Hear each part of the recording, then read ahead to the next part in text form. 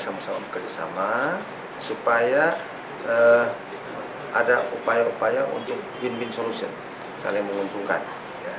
Kerjasama yang dilakukan ini macam-macam. Ya, saya lihat tadi di Fakultas Psikologi ada Fakultas Komunikasi, kemudian Fakultas Olahraga, Fakultas Bahasa, Komputer, itu bisa semua dikerjasama dengan Kumham. Ya, kerjasamanya seperti misalnya dalam rangka meningkatkan SDM Kumham, itu juga bisa nanti untuk menindaklanjuti perkuliahan di Bina Dharma, gitu ya. Apakah Fakultas Psikologi, apakah Fakultas Komunikasi, juga komputer, gitu. Dalam rangka nanti bisa menunjang program-program terkait dengan optimalisasi pelayanan publik. Nah, kita sangat senang ya bisa kerjasama dengan siapapun, ya. Karena kita nih hidupnya nggak bisa sendiri. Satu institusi tidak bisa hidup institusi, apalagi di Kementerian Hukum dan HAM itu ada tata nilai pasti.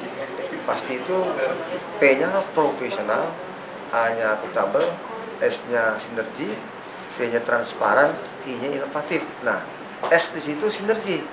Jadi sinergi itu artinya bekerja sama, sama-sama bekerja bersama-sama untuk mencapai visi misi Kemenkumham dan HAM.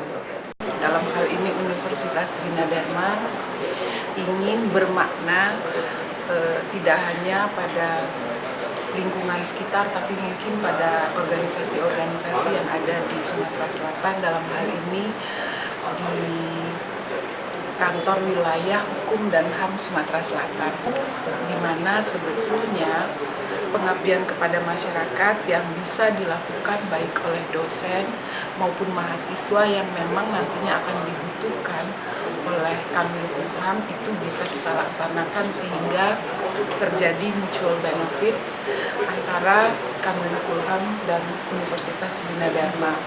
Dan selain dua hal yang sudah disebutkan tadi, mungkin ke depan ada beberapa hal juga yang mungkin akan kita kerjasamakan, misalnya pencerahan bagi mahasiswa-mahasiswa pasca sarjana. Kebetulan kami tidak ada fakultas hukum, sehingga juga perlu, karena hukum itu kan bisa di semua bidang, di bidang ekonomi, IT pun membutuhkan pengetahuan tentang hukum.